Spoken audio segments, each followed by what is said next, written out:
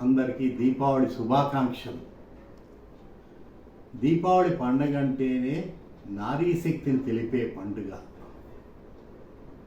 నారీ శక్తిని సత్యభామ రూపంలో చాలా హృద్యంగా రాగరంజితంగా ఒక మత్తేప రూపంలో చెక్కాడు బమ్మెర పోతన్న.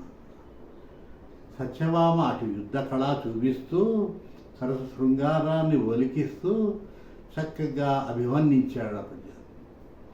పరుజూచున్ వరుజూచున్ అలరింపరోష రాగోదయ విరత భృగుటి మందహాసములతో వీరంబు శృంగారమున్ జరిపెన్ చందాస్ర సందోహముల్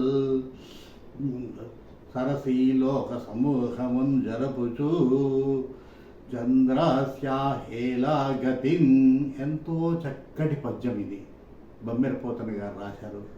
అంటే సత్యభామ తన ముఖిళిత కన్నులతో చాలా కోపావేశాలతో నరకాసురుణ్ణి పై బాణాలు సంధిస్తూ నరకాసురుణ్ణి బాణాలతో నొప్పిస్తూ అలాగే అదే సమయాన శ్రీకృష్ణునికి తన యొక్క సరస సల్లోపాలతో అనురాగ బాణాలతో మెప్పిస్తూ జరిపిన యుద్ధం ఎంతో చక్కగా ఉంటుంది.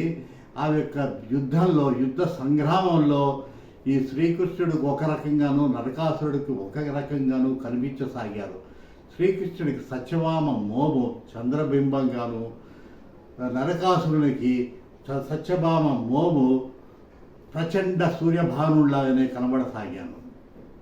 ఆ యొక్క వీరావేశంలో సత్యభామ యొక్క బయట చెంగు మన్మథ పతాకంలాగా కనిపించినది శ్రీకృష్ణుడికి.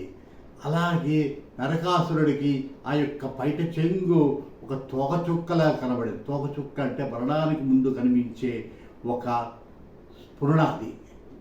ఆ విధంగా చాలా భీకరమైన యుద్ధం చేసి అక్కడికి ఆమె తన యొక్క హరి మీద అంటే శత్రువుని పైన విజయాన్ని సాధించి రాక్షస రాజు అయిన నరకాసురుని వధిస్తుంది. ఆయన నేల కూల్తాడు. ఆ యొక్క ఆనందంతో ఈ జనులు, మునులు, దేవతలు కృష్ణుడికి సత్యభామకి ఒక రకమైన సంతోషాన్ని వ్యక్తీకరిస్తూ జరుపుకునే పండగ దీపావళి పండగ.